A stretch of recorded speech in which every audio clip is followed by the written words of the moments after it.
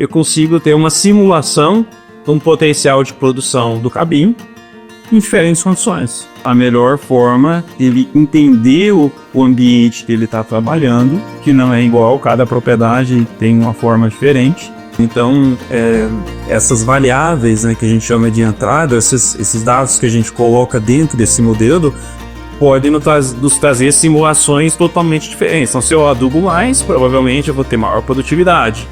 Mas se eu tenho uma adubação alta, mas a temperatura por exemplo, a chuva está muito baixa, tem pouca precipitação, pouca temperatura, não adianta eu adubar muito que eu não vou ter uma resposta tão alta.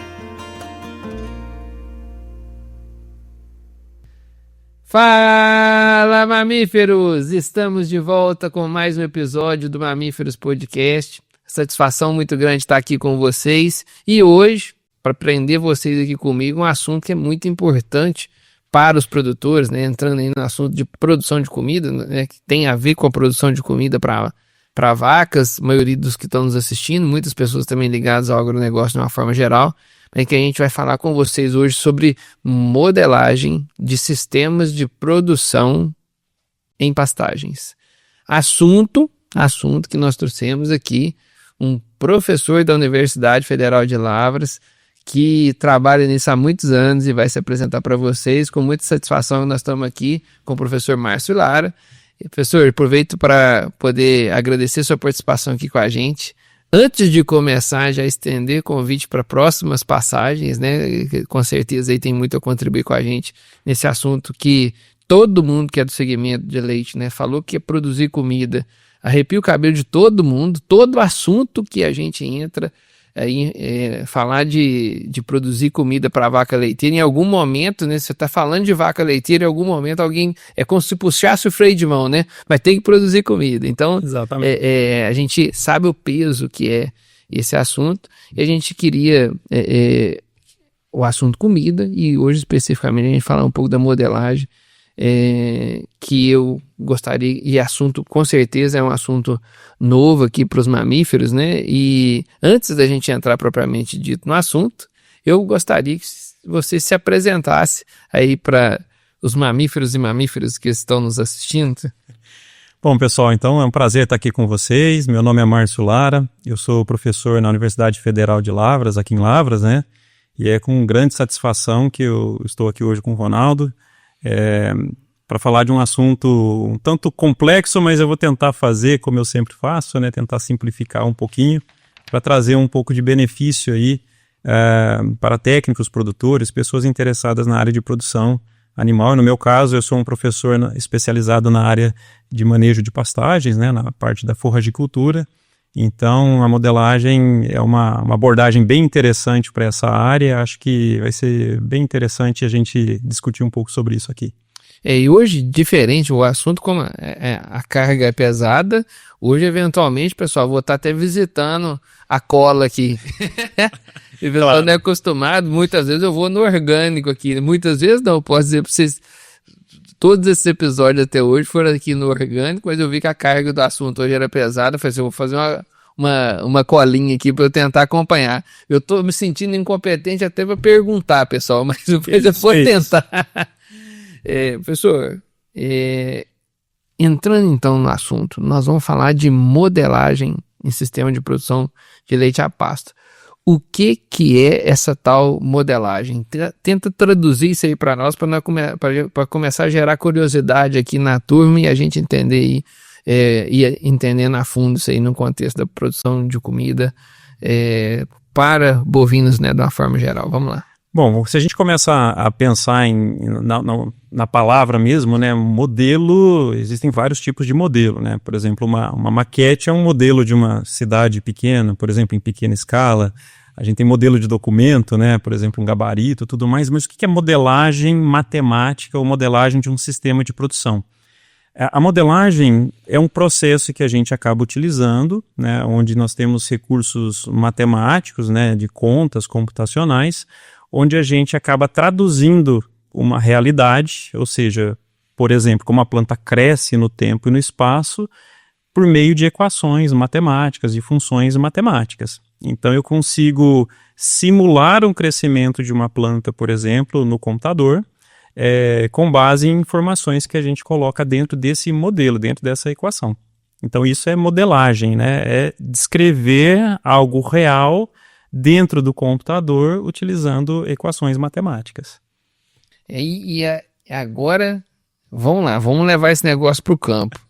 Vai pro campo. Teletransportando lá para a fazenda agora, produtor, técnico, o mercado, o próprio pesquisador, e vai aplicar isso em que lá na ponta? Bom, vamos lá. O que eu estou buscando? Que resposta que eu estou buscando? Então, o uso, né, de modelos matemáticos, então, ou seja, de equações que simulam algo que acontece dentro da propriedade. No nosso caso aqui, nós vamos falar mais específico de produção de biomassa, né, de produção de capim, por exemplo, na pastagem, mas pode ser aplicado para a produção de soja, de milho, de feijão, do que for. Esses modelos, eles têm uma vantagem muito grande, que é o quê? Você conseguir simular situações totalmente diferentes, ou seja, eu consigo, com algumas entradas de dado específicas, né, luz, temperatura, água, adubação que eu faço, eu consigo ter uma simulação de um potencial de produção do capim em diferentes condições. Então, do ponto de vista técnico, né, como que o fazendeiro pode usar, como que um consultor pode usar o modelo matemático, né, algum modelo matemático nesse sentido, de tentar simular situações onde você não precisa fazer um experimento ou aplicar diretamente algo naquele pasto para você ter o resultado. Você já consegue predizer o que pode acontecer naquela situação usando essa ferramenta. Então é uma ferramenta muito poderosa do ponto de vista estratégico dentro da propriedade. Então, assim, o que eu posso fazer? Qual o potencial que eu tenho? O que eu consigo aplicar dentro da propriedade de técnicas zootécnicas, agronômicas e tudo mais, que pode me trazer um resultado mais seguro. Então a modelagem, além de trazer essa perspectiva de simulação, de eu vislumbrar o que pode acontecer, eu também trago com isso que mais critério na compra e na venda de insumos ou de animais, por exemplo. Eu também tenho mais critério na tomada de decisão, então eu tomo decisão com mais segurança sobre uma determinada estratégia que eu quero implementar ou continuar fazendo na propriedade. Por exemplo, eu tô com a seguinte situação. Apareceu na minha propriedade, tenho lá, eu vou falar valores redondos, fica didático para todo mundo aqui. Tenho 100 animais lá na minha propriedade e eu tô vendo que esses animais estão emagrecendo. Quanto de adubo eu tenho que jogar mais? O modelo, por exemplo, poderia me responder quanto de adubo eu poderia fazer para poder corrigir essa quantidade de comida que eu teria disponível. Com certeza. A modelagem, nesse sentido, a gente consegue simular situações, por exemplo, nesse seu exemplo, né, de adubações que eu possa fazer para chegar a um determinado nível de produção e até num determinado nível nutricional ou de manejo que eu posso aplicar. Então, sim, eu posso usar a modelagem como ferramenta para saber o quanto que eu posso aplicar de um determinado fertilizante para ter um resultado que eu desejo, para ter um número X de animais, né? Ou então, ao contrário, eu posso fazer essa medição, por exemplo, por meio do modelo de quanto de adubo eu estou colocando para saber quantos animais realmente eu posso ter na minha propriedade. E você utiliza isso para poder compensar algum desafio? Como é que exemplo, o adubo ou qualquer outro dos componentes do manejo da pastagem, que eu poderia compensar ele? Eu tenho alguma coisa que está, às vezes eu tenho alguma limitação, tem algum desafio e eu preciso fazer uma compensação. Qual que é o tamanho da compensação que eu vou fazer? O modelo vai me permitir achar isso? Permite, porque como o modelo geralmente vem com várias entradas, e quando eu falo entradas são esses dados da própria propriedade. Então nós temos, por exemplo, o mais comum de entrada em modelos de produção de forragem a radiação solar, temperatura, o tipo de solo, né, a fertilidade que você tem no solo, a dose do nitrogênio que você aplica. E é lógico que tudo isso naquela latitude e longitude que você está localizado. Então, essas variáveis, né, que a gente chama de entrada, esses dados que a gente coloca dentro desse modelo, podem nos trazer simulações totalmente diferentes. Então, se eu adubo mais, provavelmente eu vou ter maior produtividade. Mas se eu tenho uma adubação alta, mas a temperatura por exemplo, a chuva está muito baixa, tenho pouca precipitação, pouca temperatura, não adianta eu adubar muito que eu não vou ter uma resposta tão alta. Mas o nitrogênio pode, por exemplo, compensar essa falta de luz e temperatura, ou de chuva até, acelerando o processo de crescimento naquele momento em que as condições de crescimento da planta são mais favoráveis. Então, a modelagem ajuda nisso. Eu posso simplesmente, por exemplo, no período do ano que eu não tenho muita chuva, eu não tenho um sistema irrigado, por exemplo, eu posso produzir muito mais no verão, né, usando as características do ambiente no verão, com alta temperatura, alta pluviosidade e tudo mais, para otimizar o meu sistema produtivo no verão e deixar ele mais parado durante o inverno, que ele não responde tanto quanto no verão. Então é possível sim a gente fazer essas simulações e ver assim, será que eu estou fazendo uma comparação, por exemplo, de uma cidade, vamos supor aqui Lavras, onde eu tenho uma determinada quantidade de luz, radiação, temperatura, uma certa estacionalidade, né, que a gente fala de produção. E eu estou comparando com uma cidade mais, por exemplo, no sul do país, que é muito mais frio, tem uma condição de luminosidade menor, menos radiação. Então, naturalmente, lá produziria menos do que aqui para o mesmo genótipo, por exemplo, a braquiária, como você falou. Mas será que se eu colocar mais adubo lá eu consigo chegar na produção que eu tenho aqui? Então o modelo pode me trazer isso. Quanto de adubo eu tenho que colocar mais lá para chegar no mesmo nível de produtividade que eu tenho aqui? Então isso traz para a gente o quê? Uma ferramenta muito legal para você entender assim, lá eu tenho que usar mais insumo, lá eu tenho que usar uma estratégia de produtividade diferente, eu preciso entender melhor o meu sistema para ver o que eu posso fazer para combater essas questões, como você mesmo falou, restritivas, né? Então assim, será que é a água que está faltando? Será que é a temperatura? Então tem coisas que a gente consegue controlar, coisas que a gente não controla. Então, por exemplo, água, no sistema irrigado, você consegue colocar água na propriedade.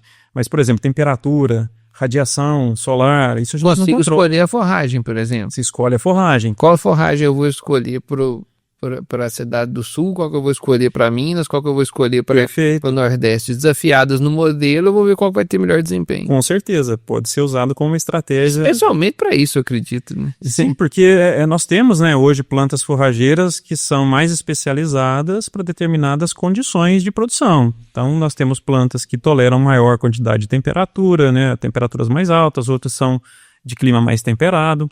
Então, isso faz com que a gente tenha essa comparação, por exemplo, de mais de um cultivar dentro do modelo para você até escolher qual cultivar você pode implementar na sua propriedade. Nas nossas prosas antes do podcast, você me disse que tem um zoneamento de Minas Gerais, quem sabe até do Brasil, e até com algumas experiências internacionais, né? Claro, claro. Esse zoneamento ele foi feito com a aplicação de modelos. Esse zoneamento, ele quer dizer, assim, ele é usado para quê? Em que contexto que nós vamos usar isso? É no contexto da compra da terra e tal? Como é que... É para falar de fertilidade, ele está falando de clima, ele está falando de tudo isso ao mesmo tempo. Fala um pouco disso para a gente entender. Como é que o modelo permitiu você chegar a ter um nível de conhecimento da capacidade de produção e qual que é o raio de ação que você já conseguiu chegar nisso? Cara, muito legal, sabe? Você tocou num ponto muito interessante já do uso, né, da ferramenta, porque assim, os modelos são equações matemáticas que descrevem uma determinada realidade. Mas se você pega, por exemplo, a simulação de produção de um determinado capim numa condição de nitrogênio, fósforo, potássio, solo, clima, aqui para Lavras, vamos dar esse exemplo. E aí você faz a mesma simulação para a cidade aqui vizinha, e você faz a mesma simulação para o estado vizinho, para algumas cidades vizinhas, e você começa a ter uma junção de dados, de informações regional, você consegue ver qual região consegue produzir mais do que a outra, com base naquelas informações. Então, por exemplo, questão climática, ela é efetiva, muito fortemente ligada à produtividade. Então vamos pegar o estado de Minas aqui, como você falou, um mapa, né? Então assim, eu já fiz simulação de braquiária e outras cultivares de planta forrageira para o estado como um todo. Então você imagina assim, olha, vou dar um exemplo bem simples, né? O norte de Minas geralmente tem temperaturas mais altas, mas uma concentração de chuvas mais específica durante o período do verão agrostológico, né? Que é o verão das plantas forrageiras, né? E enquanto o sul do estado de Minas, né? Minas é muito grande, né? Então o sul do estado de Minas é mais frio, né? Tá mais próximo aqui da nossa condição aqui, e aí você tem a questão de elevação, altitude, montanha. Então você tem climas diferenciados que fazem com que essas plantas tenham um padrão de resposta diferente.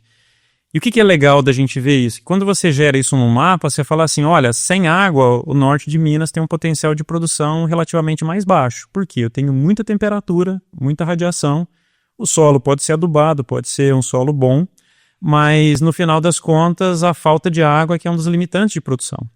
Mas aí você coloca no modelo, por exemplo, você coloca água no sistema, faz como se, simulando, né, um sistema irrigado, o potencial de produção às vezes dobra, às vezes pode até triplicar, né, em função...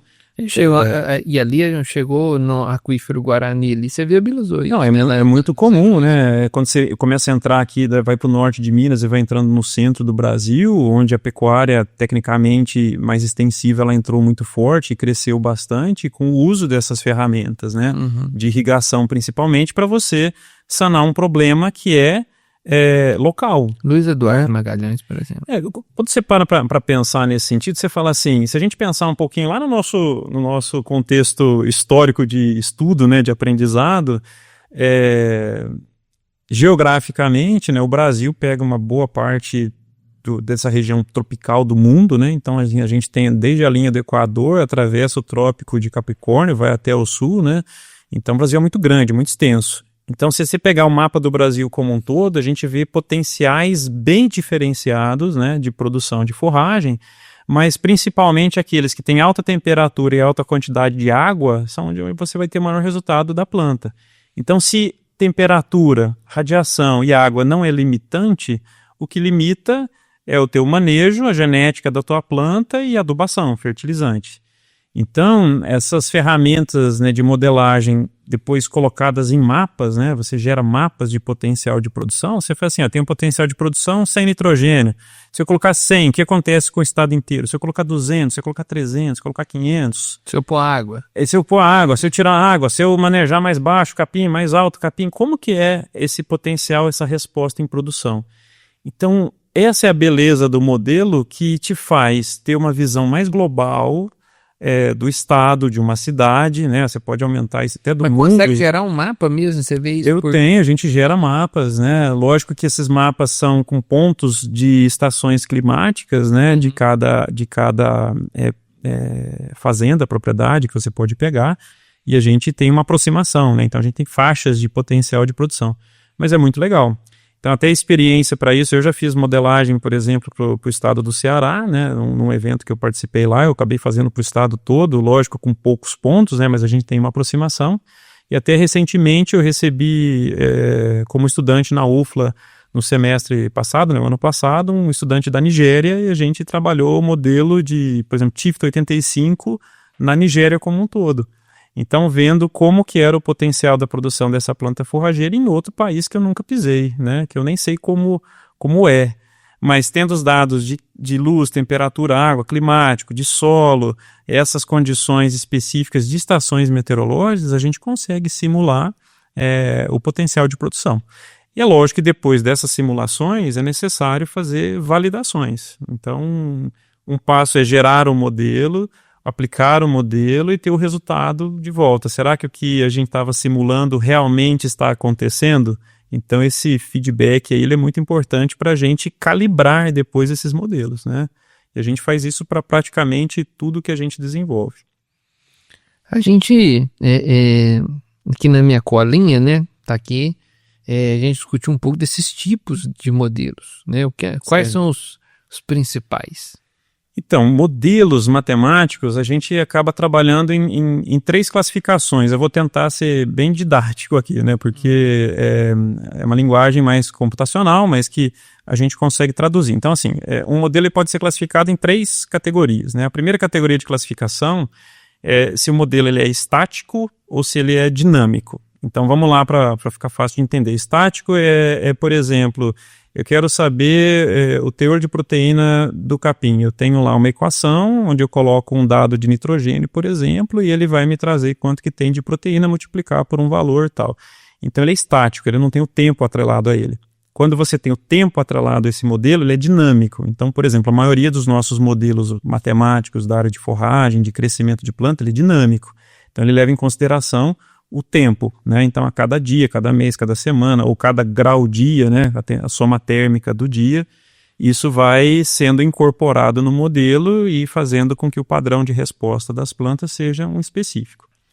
A segunda categoria é se esse modelo ele é empírico ou se ele é mecanicístico. Tá? E aí isso é muito legal, porque é onde a gente mais trabalha os modelos. Então, o que é um modelo empírico, né? Você já ouviu falar de empirismo, né? Quando você fala assim, a avó da gente fala assim, não toma banho quente e sai no vento frio que entorta a boca, ou que você vai ficar doente, né? Umas coisas assim. Uhum. Então isso ela teve, por exemplo... Toma gelado, leite quente, depois água gelada por cima que fica ruim... leite com manga, essas coisas. Isso é conhecimento que a gente chama de empírico. O que é? Ele vem, né, dos nossos antepassados e vai passando de geração em geração. Então é o tratamento do dado. O que é o tratamento? O dado já existiu lá atrás e ele vem sendo replicado hoje. Então, por exemplo, hoje uma equação de regressão comum, aquela que tem o eixo X embaixo, o eixo Y, certo? Você coloca o que você deseja, né, no valor de X, e ele te traz o resultado. Então, vou dar um exemplo para ficar simples. A gente tem no eixo X embaixo, eu tenho dose de nitrogênio, 0, 100, 200, 300, 400. E aqui no eixo Y eu tenho qual que é a produção. Esse modelo ele é crescente, né? Então é um modelo até um certo ponto que a gente chama de linear, né? Quanto mais nitrogênio eu ponho, mais produção de biomassa eu tenho. Então o que acontece? Esse é um modelo, por exemplo, estático, que eu ponho lá o valor 400 de N, ele vai me trazer uma resposta em produtividade.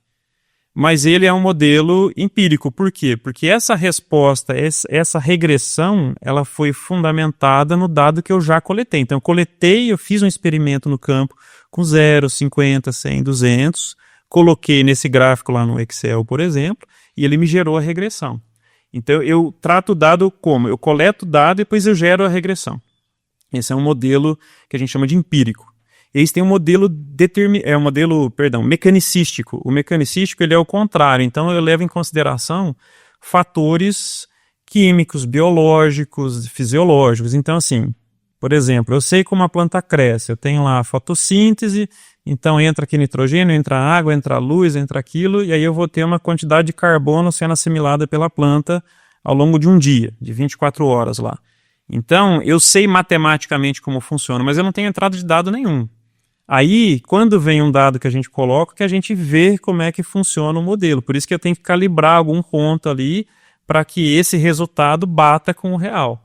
Então, você está vendo que assim, eu trato o dado antes, outro eu trato o dado depois. Então, esse é o modelo que a gente chama de mecanicístico. Ele é com base nos mecanismos da planta. E, por fim, a gente tem uma classificação que ele ou é determinístico ou ele é estocástico. Aí esse é o mais complexo, né? Mas, para simplificar, o determinístico é aquele modelo que leva em consideração, por exemplo, o resultado. Então, assim, quando eu gero uma regressão de nitrogênio para a produção de forragem, eu coloco um número na minha equação, ele vai trazer sempre a mesma produção, certo? Então, esse ele é determinístico, ele tem o mesmo resultado. Já o estocástico é aqueles modelos que a gente mais usa hoje, por exemplo, nos canais de clima, nas previsões de tempo. Por quê? Porque ele tem uma probabilidade associada ao dado. Então, toda vez que você joga os dados dentro desse modelo, ele gera uma probabilidade daquilo acontecer. Então, vou dar um exemplo, né? Eu morei nos Estados Unidos em 2016 e era muito interessante, que eu morei na Flórida e lá era caminho de furacão, né? Então, a gente, determinada época do ano, que é quando começa a temporada de furacões, a televisão ligada o tempo todo, e aí aparecia aqueles modelos, né, para onde que o furacão poderia ir, para você se precaver. Então, eram modelos muito, muito bem feitos, estruturados, e você via que a linha do furacão indo, e aí ele chegava, por exemplo, na costa lá da Flórida e falava assim, agora. Aí ele tem um modelo que fala assim, com essa probabilidade, se acontecer isso, ele vai entrar pro continente. Se acontecer isso, ele vai circundar o continente e vai sair no mar. Então, assim, cada minuto que se passava, as informações que entravam e alimentavam o modelo dava para ele maior ou menor probabilidade de ir para um lado. Então, legal que você chega nele assim, o furacão estava vindo, depois você tinha 5, 6 possibilidades para ele espalhar. Então, esse é o tipo de modelo que a gente chama de estocástico, ele tem a probabilidade associada a ele. Então, quando você roda o modelo, ele pode dar um resultado diferente do modelo determinístico, ele tem um resultado só. Então, assim, o que a gente mais usa hoje nessas áreas de produção são os modelos empíricos, que é o que a gente faz o experimento, coleta o dado, gera uma regressão. Depois disso, a gente usa sempre um modelo mais determinístico, né? Assim, você gerou aquela regressão, o resultado é aquele e não tem estatística. Mas hoje as coisas com inteligência e tudo mais que a gente tem trabalhado aí, as coisas têm mudado um pouquinho. Está sendo bem interessante. Essa parte de inteligência artificial, ela já está começando a compor esses modelos, ajudar na calibração do modelo, na aceleração da interpretação, cruzar a informação de um modelo com o outro. Como que está a IA nessa história? Bom, essa questão hoje de modelagem com inteligência artificial, elas estão começando a conversar, né? Até então a gente tem trabalhado muito esses modelos em plataformas mais específicas, né? Onde você entra com os dados e você tem a equação matemática. Agora, essa questão mais probabilística de acontecer, tá indo, em vez de você ter um resultado só, né, assim, você rodou o modelo, aquele é o resultado, de você ter uma probabilidade maior, hoje a inteligência tem ajudado muito nessa questão mais estatística, né, mais probabilística dos modelos. Então, assim, elas estão conversando hoje, a gente tem utilizado um pouco, mas estamos todo mundo iniciando nesse processo. Porque a inteligência ela veio mais recente, né? A inteligência até, sei lá, 1 ano, 2 anos atrás, a gente não tinha muitos dados trabalhados nessa forma. Mas hoje, com a velocidade do desenvolvimento dessas ferramentas de inteligência, a gente está conseguindo aplicar dentro desses modelos uma inteligência para você ter ainda mais segurança se o dado está vindo correto, se você está conseguindo predizer com mais acurácia, né? Ou seja, com mais certeza as informações. Então, com certeza, elas vão conversar bastante, já estão conversando. A gente vive num bombardeio de informação que fala muito contra o agronegócio e por aí vai, né? Vai algumas coisas para conta do agronegócio aí. E está muito em evidência essa questão do aquecimento global, mudança de temperaturas, eventos climáticos extremos, eventos climáticos extremos, e isso, na sua visão, compromete, é uma limitação do uso do modelo, ou esses eventos eles são muito pontuais quando você olha na média do que acontece efetivamente ao longo do ano. Porque às vezes as pessoas dão muito... Eu entendo nada sobre modelagem, então assim, mas eu estimo, pelo pouco que eu te ouvi falando, que as pessoas às vezes dão muito ênfase em coisa que está fora da rotina, sabe? O evento extremo, ele chama muita atenção, às vezes até por alguma catástrofe que ele traz, que vem junto com ele, um problema que vem junto com ele. E às vezes o pessoal acaba deslocando sobre o que é o todo mesmo. Então, assim, na média, a modelagem ela representa, na maioria do mapa, da forma geral, ela representa o que acontece, ou está ficando cada vez mais difícil trabalhar a modelagem, ou as variações elas estão começando a ser estudadas, elas são parte do estudo, né? Eu queria entender um pouco disso, né? Porque isso está muito na moda de ser falado. Olha, eu vou falar para você que assim, as ferramentas que modelam os cenários, né, futuros aí, elas são totalmente adaptáveis para essas alterações que podem ter no clima. Então, por exemplo, eu já usei ferramentas muito simples de modelagem com base no passado, ou seja, na história, peguei estações climáticas de Minas Gerais de 1970 para cá, de várias cidades, com dados diários, mensais, e a gente fez simulações. Então, assim, para onde está indo a temperatura? Está diminuindo, está aumentando? O que está acontecendo com a chuva? Está aumentando, está diminuindo? Em cada região, em cada cidade, chegamos a fazer mapa disso, né? Então, as ferramentas de modelagem, elas ajudam a gente a interpretar essas mudanças que acontecem. As mudanças não acontecem de uma forma muito rápida, tá? Assim, o nosso fator antrópico de mudança do clima, ele assim, trabalha de uma forma cada vez maior, com certeza, a população mundial está aumentando, o uso dos recursos está aumentando, mas a capacidade de tamponamento dos sistemas é muito alta. Tanto é que a gente fez simulação de 1970 para o estado de Minas inteiro. E falamos assim, será que está diminuindo, por exemplo, chuva? E aí o que a gente tem de resultado é que na média, como você falou, na média do estado, aumentou 3 milímetros de 1970 para cá por metro quadrado, ou seja, 3 litros a mais de chuva hoje do que 1970. Aí você fala assim, tá, mas espera aí, isso tem uma mudança? Não tem mudança, é a mesma chuva que teve em 1970 até hoje, chove praticamente a mesma coisa em Minas Gerais. Lógico, algumas cidades podem estar chovendo menos, outras chovendo um pouco mais, mas na média, no contexto genérico, não tem mudança. A temperatura tem aumentado, algumas cidades têm aumentado, outras na média têm diminuído, mas então assim, o que isso faz? Um sistema muito tamponado. É o que os dados mostram para a gente, né? Então, eu fiz um TCC de um estudante já há alguns anos, que a gente simulou de 1970 até, acho que foi 2019, que a gente trabalhou, e falamos assim, vamos tentar seguir essa linha de raciocínio como seria em 2030, 2040 e tal. E aí, o que a gente percebe, que a gente fez lá em 2019 para hoje, realmente não teve grandes alterações. Então, os eventos climáticos, eles estão aí, estão acontecendo, a gente afeta, mas a gente tem que tomar um pouquinho de cuidado, né? Pensando assim, eu não posso ser um extremista de falar que amanhã a temperatura vai subir 5, 10 graus e que nós não vamos ter capim, não vai ter nada, não vai ter comida, porque não é nesse ritmo que as pessoas estão falando hoje que acontece. Inclusive a modelagem, ela ajuda a mostrar para a gente que tem várias linhas de pesquisa. Tem pesquisadores que mostram que a partir de agora a gente vai ter um resfriamento da Terra como um todo. Tem linhas de pesquisa que mostram um aumento de 2, 3 graus nos próximos 30, 40 anos. Então, assim, os modelos mostram para a gente que se tiver eventos específicos, as coisas podem seguir caminhos totalmente distintos do que a gente imagina. Então é o caso do furacão que eu falei, né? Até agora nós estamos nesse ponto, daqui para cá eu tenho uma infinidade de possibilidades. Então tudo depende de uma série de fatores que a gente não tem controle, tá? Mas é muito importante a gente falar sobre isso, é muito interessante, que é o quê? Eu preciso ter ciência de que se na minha região está acontecendo algum tipo de mudança, alguma coisa, esses modelos conseguem captar, conseguem detectar.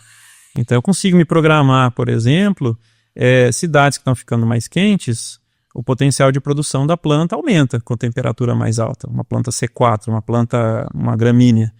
Mas, se não tiver água, o potencial aumenta, mas o real da planta é menor. Agora, se eu me programar para ter água e não ter nenhum problema com água, eu até absorvo positivamente esse aumento de temperatura regional. Tá? Tem regiões que estão ficando mais frias, tem região que está tendo menor concentração de água. Então tudo é muito relativo, né? Para a gente falar de mudanças de clima como uma coisa absurdamente rápida e que está acontecendo e que a gente tem que tomar uma providência agora. Até porque, se você parar para pensar em termos históricos, né, o Brasil tem melhorado o seu sistema de produção, no pasto os indicadores são cada vez melhores, apesar que a gente está muito longe de ter sistemas bem fundamentados nas fazendas, mas a gente mantém uma consistência dos últimos 30, 40, 50 anos muito boa, de melhorias de condições, sem afetar diretamente o clima, o ambiente. Então, mas isso é assunto para muito mais podcast aí, né? Se deixar, a gente vai longe. Mas assim, como que clima e solo vão afetar e efetivamente, né, eles vão afetar o uso da modelagem, né, vamos dizer assim. Tá, então assim, vamos parar para pensar de um princípio de que alimento para o animal, geralmente de origem vegetal, né, que a gente tem trabalhado, então milho, soja e o capim, no nosso caso, no meu caso, trabalho efetivamente com pastagem, né, e aí quando a gente para pensar nisso, existe uma relação clima-planta e uma relação solo-planta, né? Então essa relação clima-solo-planta, essa tríade aí, ela vai direcionar potenciais de produção. Então, eu preciso conhecer qual o solo da minha propriedade, eu preciso saber qual que é o nível de nitrogênio, por exemplo, de fósforo, de potássio que eu estou aplicando para isso entrar no modelo. Então, os modelos levam em consideração a base de fertilidade para que a planta possa se desenvolver, ela leva em consideração a genética da planta, o que a planta pode ter, né, de características intrínsecas dela para o crescimento, por exemplo, braquiária, os panículos crescem de forma diferente, né? Eles aproveitam o mesmo ambiente de forma diferente, então a genética faz parte do processo, então é a planta. E nós temos fatores de clima, então clima que é luz, temperatura, chuva, como que é a distribuição dessa chuva, dessa temperatura, dessa radiação ao longo do ano, então isso é o dinamismo do sistema de produção animal no pasto. Então, quando você fala assim, ó, eu tenho um modelo, por exemplo, para milho. Então, milho eu plantei, eu fiz um trato cultural aqui, fiz uma adubação aqui, fiz uma aplicação de um defensivo, alguma coisa para cultura ir para frente, a planta cresceu, chega no momento eu colhi, beleza, eu tenho ali 100 e tantos dias de crescimento e de acompanhamento. Agora, como é que funciona no pasto? O pasto é muito mais dinâmico, porque o pasto, o que o animal fez, o que ele pisou, o que ele comeu, o quanto de urina, de fezes, se a categoria do animal é uma ou outra, se você colocou uma lotação muito alta ou muito baixa, tudo isso afeta essa condição de solo, de compactação, de deposição de matéria orgânica, de reaproveitamento do fertilizante natural ou do que você aplicou. Então, é um sistema altamente dinâmico e por isso que é difícil manejar pastagem nesse sentido. Então, quando a gente trabalha hoje muito o conceito de manejo de pastagem, a gente tem que ficar abordando todas essas variáveis, né, para tentar traçar o melhor caminho com base nas nossas pesquisas. Mas o modelo ajuda muito nesse sentido. Por quê? Porque eu não preciso ficar conduzindo, fazendo todas as instâncias, todos os níveis de nitrogênio, todas as alturas de corte, todas as frequências de colheita ou intensidade de colheita. Eu consigo simular isso para ter uma ideia da melhor estratégia de manejo, né? Então, essa questão de solo, clima, ambiente, planta, ação do homem, animal, tudo isso em conjunto é a forragicultura, né? É o sistema de produção. E é bem complexo. Mas dá para modelar, dá para ser trabalhado em conjunto. Professor, vou aproveitar a sua experiência, né, fazer um pouco de parêntese aqui da relação à modelagem e vou dar uma polemizada aqui mas é porque a polemizada ela tá nós estamos no contexto, nós estamos no meio dessa onda, então acho que é interessante a gente se posicionar, né? Nós estamos no meio de uma onda de fechar as vacas. Certo. Confinar as vacas. Isso é um tsunami que vem acontecendo no Brasil. A gente, nas minhas... no meu caso não é estatística nesse assunto, no meu caso é chute, né? Mas eu vou chutar consciente aqui. A gente deve fazer mais confinamento de 26 a 30, de 2026 a 2030, do que nós fizemos até agora, de 2013 até agora, que foi quando chegaram aqui, né? Chegou o compost, né? Mas freestyle já vinha, já tinha bastante tempo. E o negócio emplacou, sim. E o que as pessoas mais comentam dessa experiência não é só sobre colocar o animal na sombra, é sobre padronização, que lá no pasto ele é um pasto por dia, né? É quase um pasto por dia, né? Em termos de matéria seca, de quantidade. Eu piquetei num tamanho, a produção mudou, como é que vai fazer com isso, etc e tal. Na sua vivência com a parte de pastagem, né, num contexto de leite em especial, que eu acho que o contexto do corte ele tem suas saídas, né, mas no contexto do leite, como que o produtor pode buscar essa padronização sem precisar de fechar os animais? Bom, Ou reduzir os efeitos, né? Tá. Esses efeitos que às vezes incomodam ele. Tudo que a gente vê no uso de pastagem hoje precisa ser levado em consideração muito técnica, né? Fazer manejo de pastagem da forma com que sempre foi feito, a gente não pode aceitar mais, certo? Então, assim, eu tento sempre ensinar aos meus alunos a melhor forma dele entender o ambiente que ele está trabalhando, que não é igual, cada propriedade tem uma forma diferente, e não só o ambiente, mas todo o contexto histórico e cultural do ambiente. Eu vou chegar no ponto que acho que vai ser interessante para você entender onde eu quero chegar.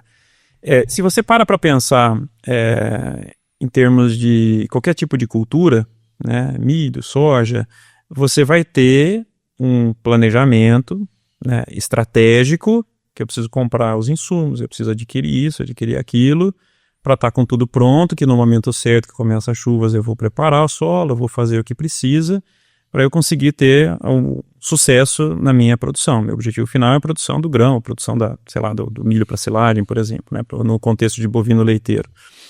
E o que acontece na questão do pasto?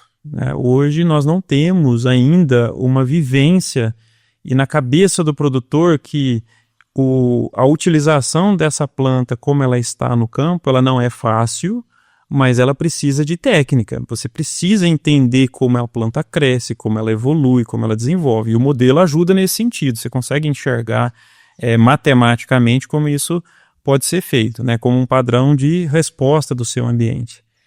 Mas olha que interessante, eu fiz um levantamento com muito produtor de bovino de leite, né, como produtor de leite, em 2014, quando eu cheguei na UFLA em meados de 2011 e tal, quando foi 2014 mais ou menos, nós fizemos um questionário sobre o uso e manejo de pastagem nas fazendas leiteiras aqui da região.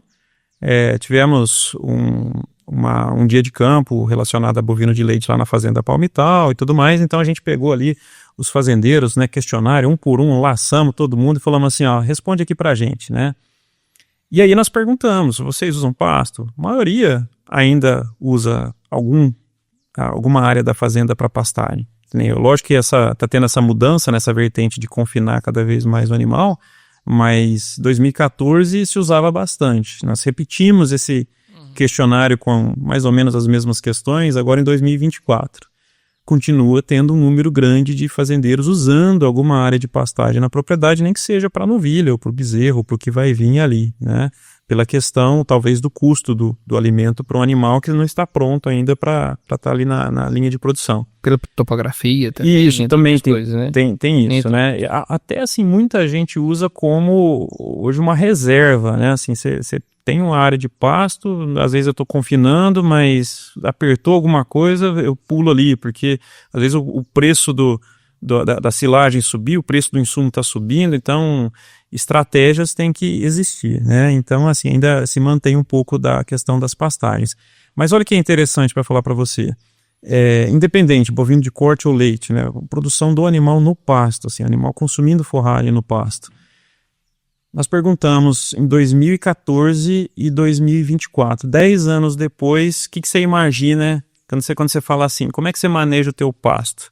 Como é que você mede a produção do teu pasto? Nós perguntamos isso para os fazendeiros lá em 2014 e agora 2024, 2 anos atrás praticamente. O que você acha que eles responderam para a gente? Assim, como é que eles medem no pasto? Ou se eles medem, você fala assim, você mede capim no pasto? Você mede a sua produtividade?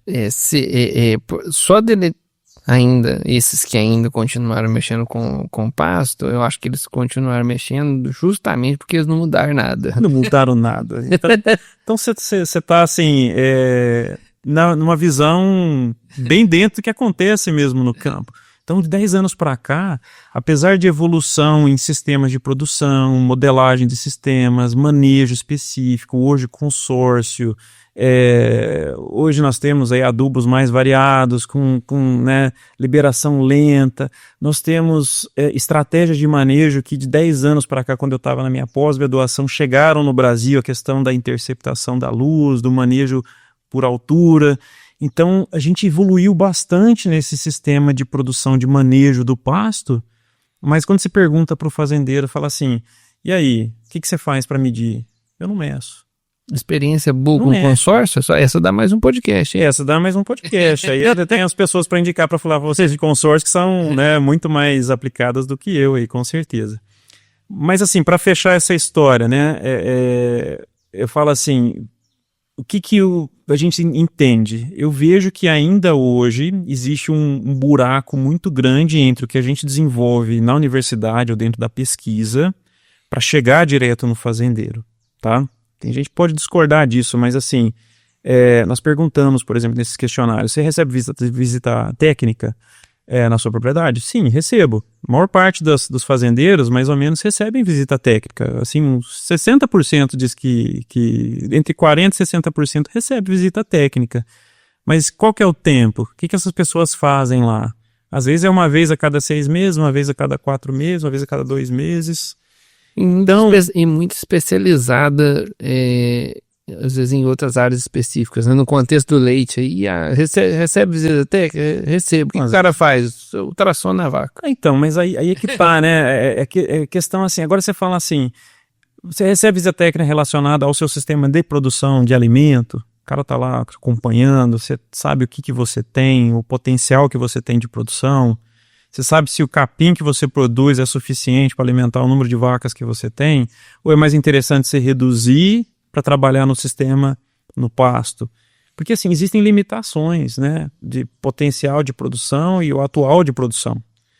Mas quando a gente começa a perguntar essas coisas, a gente vê que um dos maiores entraves que a gente tem ainda continua sendo uma assistência técnica bem fundamentada, né, com conhecimento prático do que fazer.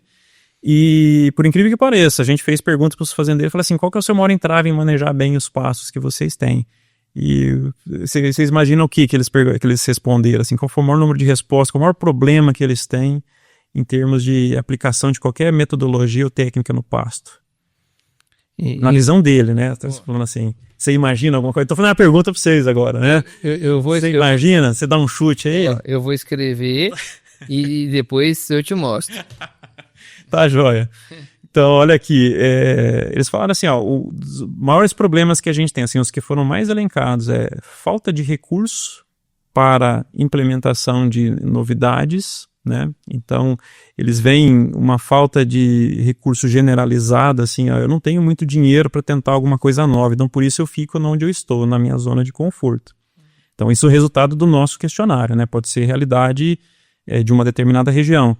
Não do Brasil como um todo, mas foi super interessante isso, porque quando você fala assim, não, o que me falta é dinheiro, eu falei, então, tem coisa errada, se o cara está trabalhando e está faltando o recurso dentro da propriedade para ele investir em inovação, desenvolvimento e crescimento da propriedade, ele está tendo algum buraco aí que está sumindo esse dinheiro e ele não está conseguindo aplicar. Né? E, segundo ponto que foi falado também, falta de pessoal especializado para trabalhar na propriedade. Então falta pessoas na propriedade, né? Falta técnico, né? Isso exatamente, né? Mão de obra, né? É o segundo ponto que eles falaram. Então primeiro eles falaram dinheiro, talvez até o dinheiro seja responsável pela falta de mão de obra, né? Porque a lida no campo não é uma lida fácil, todo mundo sabe disso. E então essa valorização, tudo isso entra num contexto mais cultural e tudo mais. Mas falta de mão de obra. Depois vem a questão de visita técnica mais especializada, então o pessoal mais assim, sabendo o que fazer, como planejar, como trabalhar. Então nisso, né, voltando àquela pergunta que você fez, o modelo pode ajudar. Se você tem um técnico que sabe como essa modelagem pode auxiliá-lo no dia a dia para tomada de decisão, ele toma uma decisão com mais precisão, com menos risco de perdas e além disso ele pode colaborar com muito mais propriedades, né? Então, uma pessoa boa que sabe o que fazer, ela pode colaborar com muito mais fazendeiros nesse contexto aí. Vou botar mais marcha aqui, vou recorrer à minha cola, porque tem bastante coisa para nós trabalhar, e eu não queria deixar nada para trás. Beleza. Mas a gente trouxe aqui, para a gente visualizar, como a modelagem contribui para aumentar a eficiência produtiva sem comprometer sustentabilidade econômica e ambiental. Então, isso está um pouquinho dentro do que a gente já conversou, nesse contexto de que eu tendo um modelo bem fundamentado, né, testado, validado, ele me faz tomar decisões mais assertivas. Então, isso eu já compro o insumo na quantidade correta, eu coloco o número de animais, por exemplo, no meu pasto condizente com o potencial de produção dele, não a mais nem a menos, né? Então eu consigo ter aí o meu estoque de produção de forragem, né? meu estoque de forragem, iniciando e fechando o ano da mesma forma, né? Então a modelagem ela ajuda nesse sentido de você conseguir tomar decisões e ter, né, atividades operacionais, técnicas, estratégias bem mais coerentes, né, com a sua realidade. Então isso já ajuda de qualquer forma você economizar em muitas coisas e talvez com essa economia aplicar no desenvolvimento, na melhoria do sistema de produção. Mas a modelagem também ela pode ser utilizada, por exemplo, para essa questão ambiental, né, pegada de carbono, pegada de água, tudo isso os modelos conseguem simular para a gente, né? Quanto que o animal está produzindo em função da água que ele está consumindo. Então, com os modelos que a gente tem, com a economia de água, economia, por exemplo, utilização de algum tipo de insumo, eu consigo ter redução de metano, eu consigo ter menor tempo de vida, por exemplo, num bovino de corte, né, para o abate. Então, tudo isso ajuda nesse contexto de entender como o modelo trabalha na questão ambiental, na questão regenerativa, na questão de sustentabilidade. Então, é uma ferramenta muito legal. No campo do impacto econômico, né, eu vejo que a modelagem, eu acho que é uma coisa que, até para dar publicidade, né, como você é um pesquisador aí renomado do meio, eu acho que uma forma de dar uma impulsionada no negócio é a gente começar a mostrar, a dar um pouco de publicidade para isso, de que não é quanto menos você gasta, é que você tem mais resultado. É muito comum ainda, diante de crises, desafios, etc. Nós estamos vivendo isso. Muito provavelmente, quando o pessoal assistir a gente aqui, nós ainda vamos estar num preço de leite péssimo, né? Que é um momento terrível que nós estamos vivendo. E é muito comum o produtor ter o reflexo de, até por ser reativo à caixa, não estar preparado financeiramente, ele ir lá e cortar a despesa. E preço de leite para gravar cai no verão, que é onde eu tenho minha safra, que eu tenho investimento, estocar alimentos, se você tem que estocar alimento para período seco, você vai adubar e fazer um bom manejo de pastagem na época do verão, e a tendência, às vezes, é cortar gastos, né? Aí dou destaque para adubo, dou destaque para manipulação da irrigação, entre outros, esses itens que têm alto impacto na produtividade. E aí, assim, cara, equilibrou um potássio na terra, que é um negócio deixado de lado, abandonado, né, e que é de altíssimo impacto para o desempenho das plantas, às vezes ali, cara, 100 quilinhos de cloreto de potássio por hectare ia mudar, assim, mais do que dobrar a produção, e o custo daquilo não é nada dentro da operação, e o pessoal não consegue fazer essa conta. Só liga o botão do gastar menos, de comprar o adubo mais barato. O cara comprando 4,14,8 para poder adubar fósforo, só porque o preço do saco é mais barato, em vez de fazer conta do adubo. Então, assim, eu acho que, né, a modelagem, ela vai ajudar as pessoas a ter uma estimativa, ao ajudar a ter uma estimativa do resultado produzido. Não adianta só estimar o resultado produzido, tem que comparar, né? Essa produção ela vai ter esse custo, vai me dar essa margem em reais. Se eu gastar menos aqui, quanto que vai me sobrar em reais? Esse exercício, na bovinocultura leiteira, ele é zero feito. É zero feito. Eu acho que é interessante esse ponto de vista, porque assim, eu dei uma das vertentes que seria, por exemplo, o uso de modelo para você ter uma perspectiva de um gasto mais bem colocado, né? Isso te traria economia. Mas veja, né, se a gente parar para pensar, a nossa margem de lucro para você expandir, você pode ter uma maior produtividade, né, no teu sistema de produção, gastando menos, o que te aumenta a margem, mas você pode ir para esse lado. Por exemplo, eu sempre fui muito a favor de melhoria do sistema de produção do que de um sistema mais mitigatório, tá? Vou falar nesse sentido. Então, porque minha formação foi em sistema de produção, então alta dose de nitrogênio, uso de insumos, para quê? Para você ter uma produtividade por hectare maior, então você tem uma capacidade maior de tamponamento de sistema, você tem uma capacidade de produção maior, até isso em contrapartida vem com um uso, né, menor da terra, então um efeito poupa-terra, então entra com a sustentabilidade e tal. E tem linhas de trabalho, né, que vão assim, não, eu preciso reduzir o uso de insumo, mas a redução do uso de insumo vem em contrapartida um uso maior de terra, um controle mais eficiente dos animais, uma redução de taxa de lotação. Então, assim, existem várias vertentes de trabalho que podem ser levadas em consideração, mas todas elas partem do princípio de que se eu não meço, se eu não vou lá e pego o dado, a informação e calculo, eu não vou sair do lugar, eu vou ficar naquele contexto de brincar de fazendinha, né? Eu tenho uma fazenda, estou brincando de fazendinha. Então, a partir do momento que você tem dados, você tem informação, então você gera informação dentro da propriedade, você gerencia a informação. Não adianta eu gerar informação e não usar para nada, né? Eu preciso usar para alguma coisa. E você coloca isso num modelo ou numa planilha e começa a trabalhar essas informações, aí sim você tem uma visão de onde você está e onde você quer chegar. E qual é o caminho que você tem que seguir para isso, né? Então, nesse contexto, você está falando do como a modelagem pode interferir nesse processo dentro da propriedade de verificação, análise, o que eu faço, para onde que eu vou, né, de onde que eu venho, aquela coisa toda, ela ajuda muito nesse sentido. Então, essa visão e essa possibilidade de trabalho abre portas para muitos técnicos e pessoas que têm interesse em trabalhar com modelagem e desenvolver isso não só dentro da fazenda, mas dentro da universidade, dentro dos centros de pesquisa, né? Então a gente precisa de mais gente fazendo isso. E o que hoje atrapalha, o que dificulta? Quais os entraves de trabalhar a modelagem?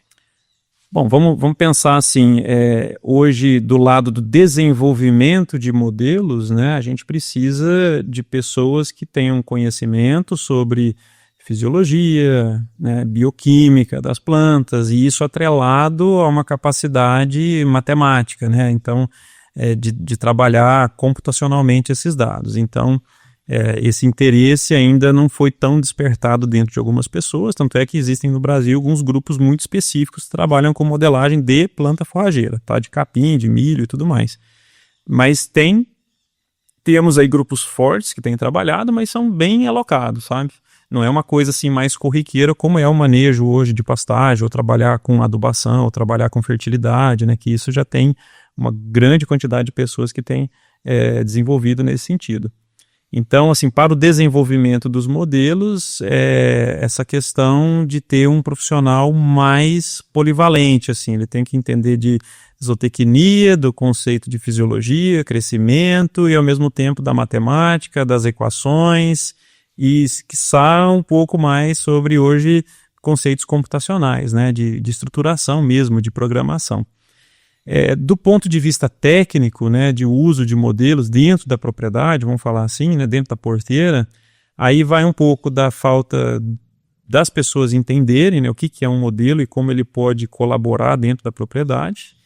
E aí entra um pouquinho naqueles números que a gente já falou, né? O pessoal fala, não tenho muito recurso, não tenho muita técnico especializada, não tenho uma mão de obra que poderia estar coletando dado e trazendo para a gente dentro do modelo. Então ainda existe um trabalho que tem que ser feito dentro da propriedade para conseguir assimilar um pouco dessa, vamos chamar essa tecnologia, né, dessa ferramenta, e para o técnico, para o fazendeiro enxergar, né, uma coisa boa nisso, né, enxergar assim, puxa vida, isso aqui está mudando a forma com que eu trabalho dentro da minha propriedade. E quando você olha para isso, é coleta de dados e informações que às vezes são básicas, né? A gente tem informação que você pega num site da NASA, por exemplo, de clima. Não precisa ter uma estação meteorológica dentro da minha propriedade. Eu posso ter isso hoje coletado de informações dentro de plataformas brasileiras, estrangeiras. Eu tenho dado de solo, é só você coletar, né, o solo, mandar para análise e tudo mais, você ter esse histórico. Então esse gerenciamento das informações e como usar que acaba sendo o maior entrave, ao meu ver, assim. Ainda falta um pouquinho mais vou falar assim, né, de aceitabilidade das informações e acreditar que pode sim fazer diferença dentro da propriedade.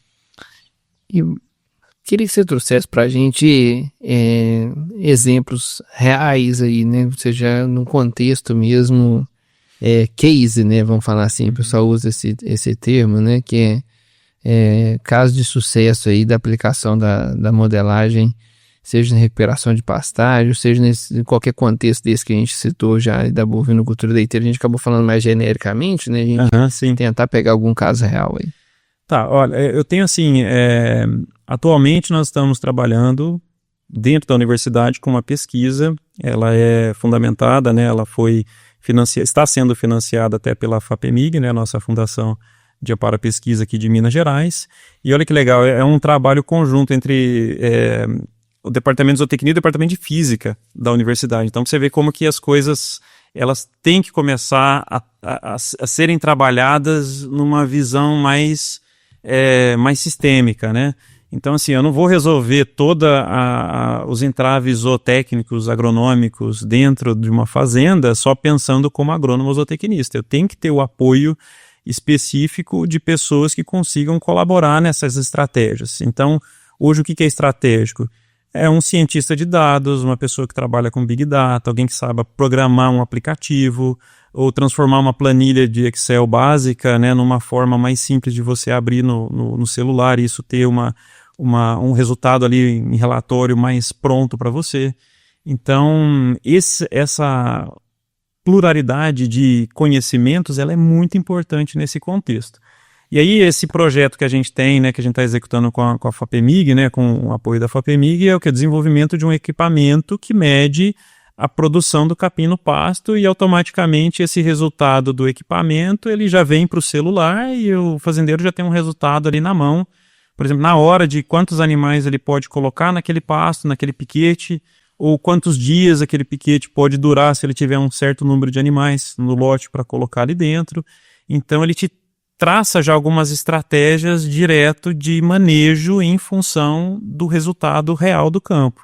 Então é um equipamento que é uma barra de metal, que ela tem um disco, né? É um equipamento, na verdade, baseado em produtos que foram desenvolvidos na década de 60, 70, norte-americanos, e ele mede a densidade do pasto. Só que o que ele faz, né? No passado, a gente fazia essa medida com a fita métrica, né? E media esse distanciamento desse equipamento, desse prato, né? Desse disco, que repousava em cima do capim, e aí ele tem um peso e uma área, tem uma certa densidade, ele comprime um pouquinho o capim. Então eu meço densidade. Densidade é altamente relacionada com a massa, né?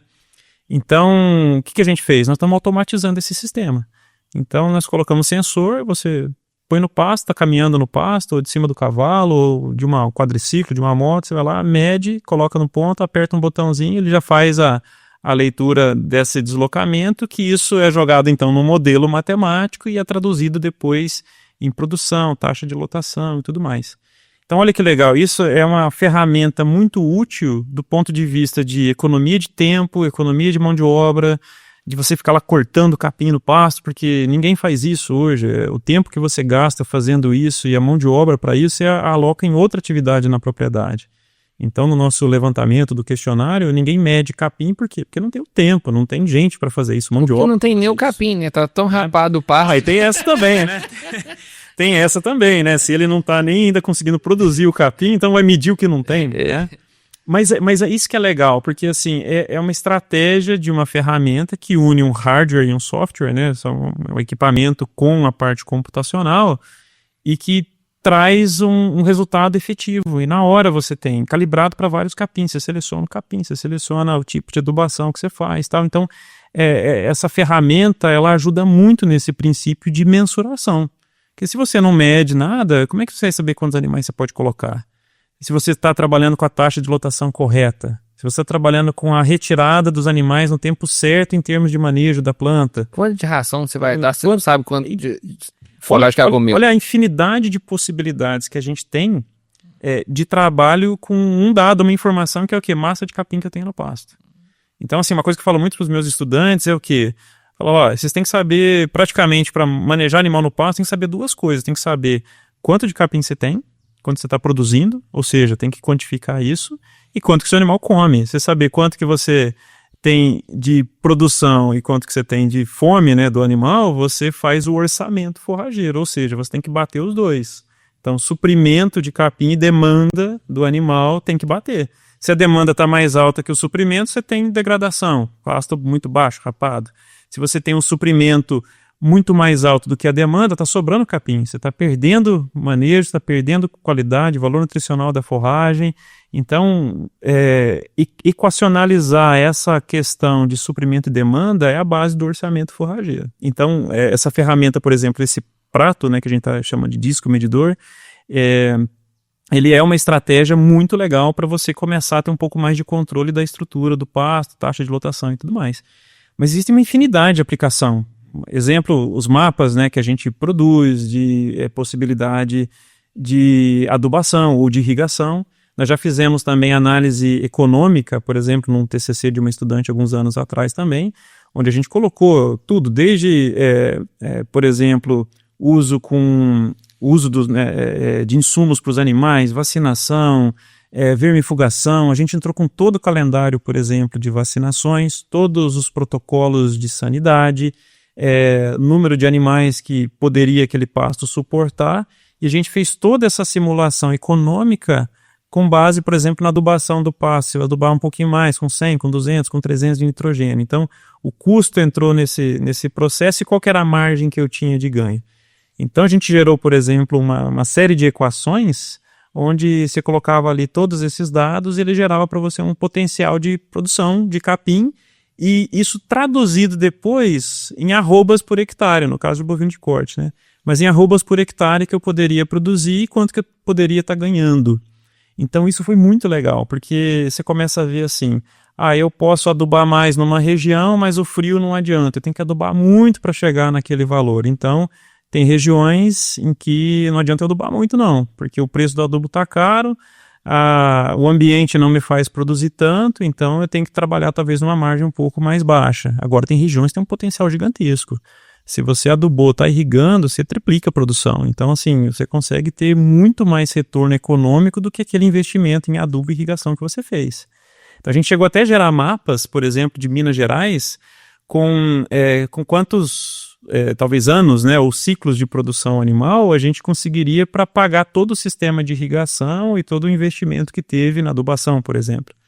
E o que é mais interessante é que esses mapas eles são dinâmicos também. Então a gente chegou assim, o norte de Minas tem um potencial muito grande de pagar o seu sistema de irrigação e, por exemplo, o uso de adubo muito rápido. Por quê? A temperatura é alta, a condição de produção fisiológica da planta é maior, o que falta é água e nitrogênio. Então, você colocando esses dois, rapidamente você paga o teu sistema, porque você produz mais arroba por hectare, ou no caso do leite, mais leite por hectare.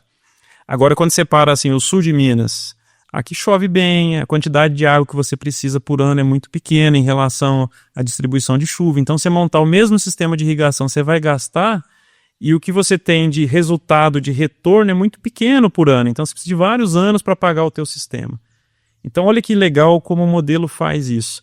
E o que é mais interessante é o dinamismo, porque tem regiões que ficam assim no limiar entre pago num ano ou pago em 2, por exemplo. Aí você começa a entender o que?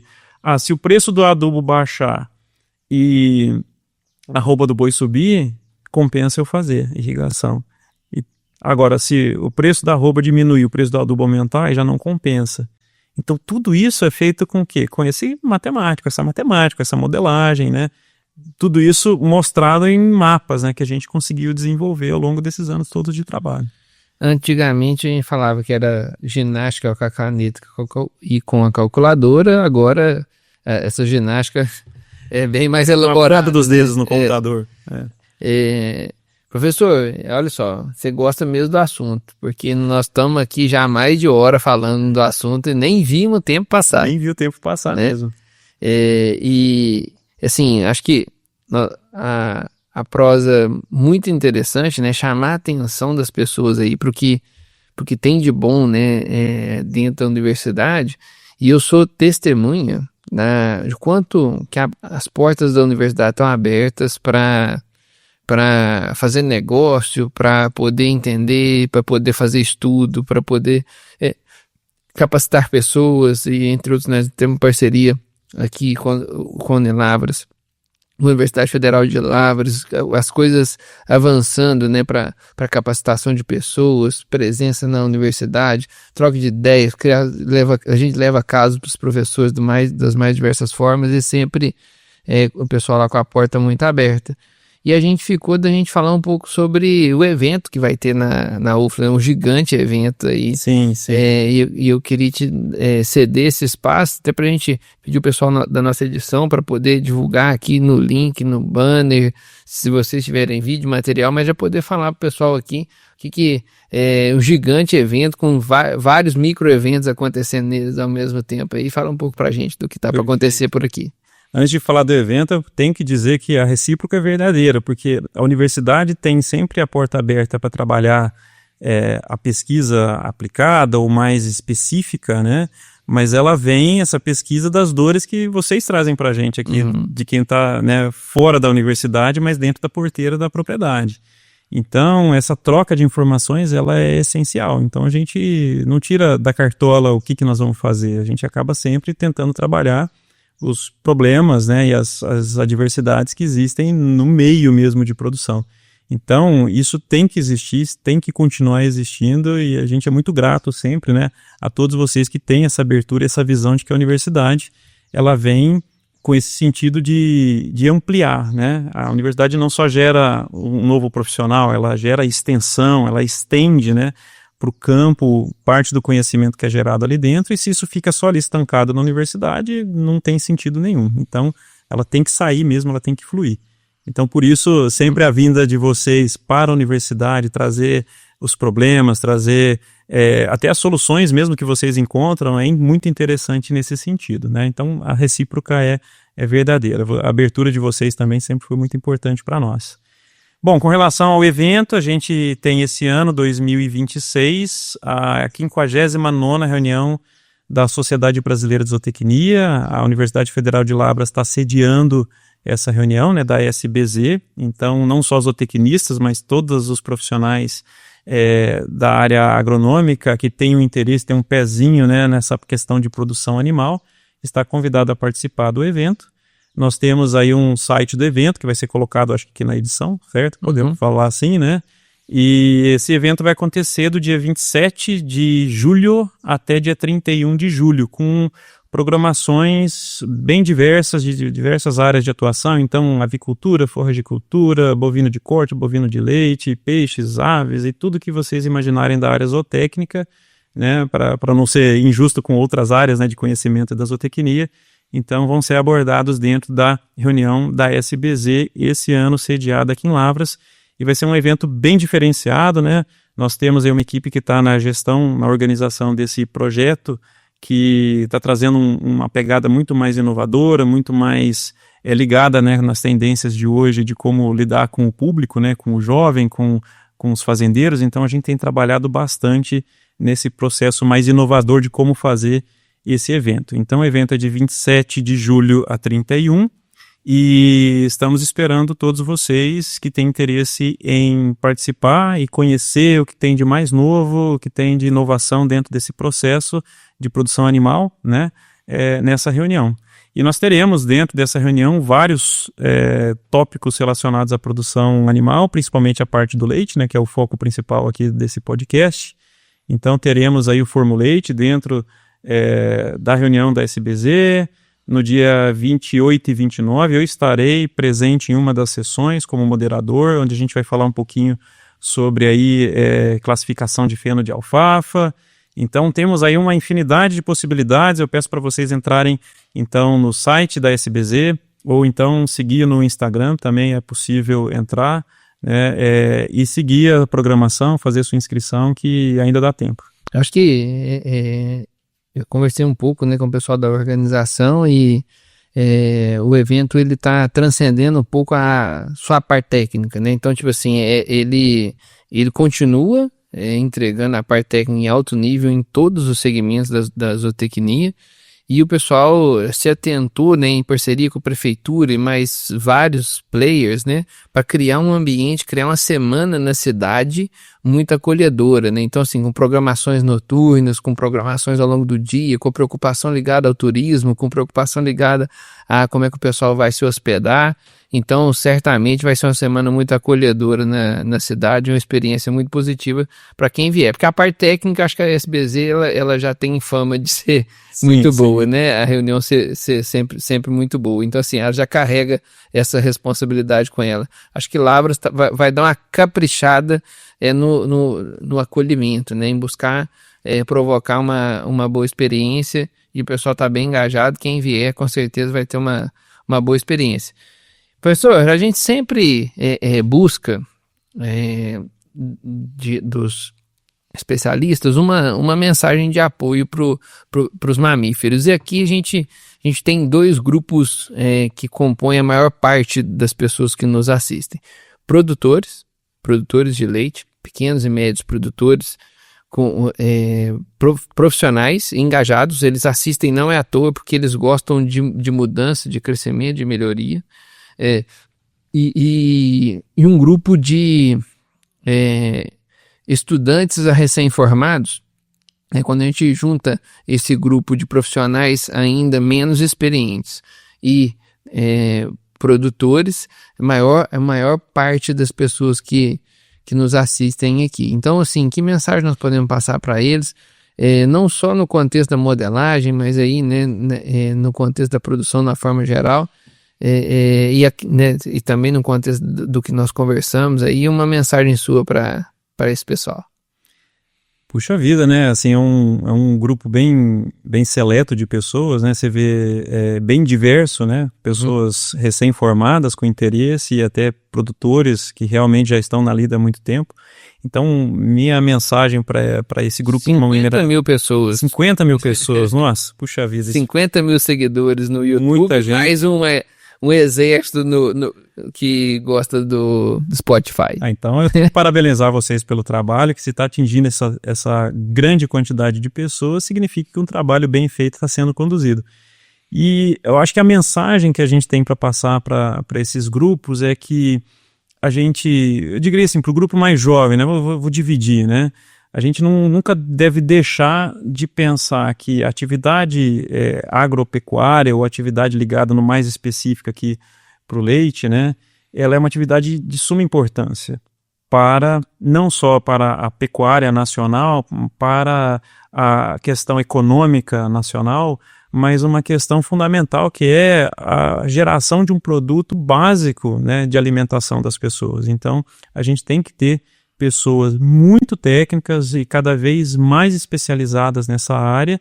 Para quê? Para conseguir produzir com margem suficiente para que o produtor, que nessa segunda onda aí, tenha também uma vida mais tranquila, tenha mais capacidade de contratações, tenha mais capacidade de uma vida também, uma lida muito mais simples na propriedade, que a gente sabe que é bem difícil. Então, uma coisa puxa a outra, né? A gente usando de técnicas e de conhecimento e transmitindo isso, né, empiricamente para as gerações futuras, como a gente já falou, isso é muito importante para a mantença da cadeia e a melhoria das condições de trabalho, tanto para a pessoa que está lá no final da cadeia, já está produzindo, né, já é o técnico produtor do campo, para aquele que está começando agora. Então, eu acho que essa união, né, desse caminho conjunto com informação, com dado, com informação de qualidade, né, com formação de qualidade, eu acho que é muito importante. Então a mensagem é: nunca deixem, né, de estudar, de estar por dentro das informações de qualidade, e vocês encontram isso hoje dentro de canais de informação com seriedade, né? Eu acho que isso é muito legal. Tem muita informação falsa, muita coisa rolando aí hoje na internet, muita gente se embasando só em informações que vêm às vezes de um corte, alguma coisa simples, mas a gente tem que ter como base mesmo o conhecimento técnico, científico, porque isso é o que consolida tanto a pesquisa, o ensino e a extensão, que é o resultado que a gente tem do nosso trabalho de vida dentro da instituição, como um provedor, né, de informação, de conhecimento, e ao mesmo tempo como uma pessoa responsável pela geração futura que está vindo aí, que atenda essas pessoas de campo com mais prioridade, mais técnica.